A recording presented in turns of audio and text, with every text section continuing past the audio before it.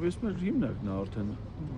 լույսը բացվա պիտի գա գործի։ Ուղղակի պիտի խնդրենք մի հատ գոնե սենյակ տան, մի հատ տաք ջուր, մի հատ ջրի ապարատ, մի բան, վերջ հիմնարկում ինչ է ալում։ Պայմաններ ստեղծեն, որ մենք գանք աշխատանքի։ Եվ դատարանից ինչ ակնկալիքներ ունեք Սամվել Կարապետյանի դատի հետ կապված։ Եթե դատարանը հանդես գա իր առաքելությանը համապատասխան որպես արդարադատության շահից որոշում կայացնող ատյան,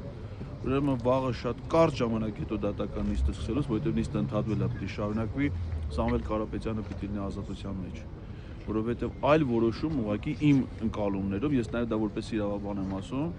արդարադատության շահից բխող որևէ այլ որոշում, քան Սամվել Կարապետյանի ամբողջական, այսինքն առանց որևէ սահմանափակումների,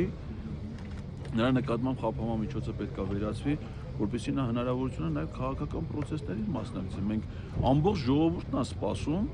Սամվել Կարապետյանի հետ շփումներին, հանդիպումներին, նրա հետ աշխատանքին եւ ոնց կարելի է մարդուն առհասարակ անմեղ մարդուն քրեական հետապնդման ենթարկել, առավել ևս դնել նման սահմանափակումների տակ, երբ որ նա նաև ունի քաղաքական առաջնորդության կարգավիճակ։ Ես եմ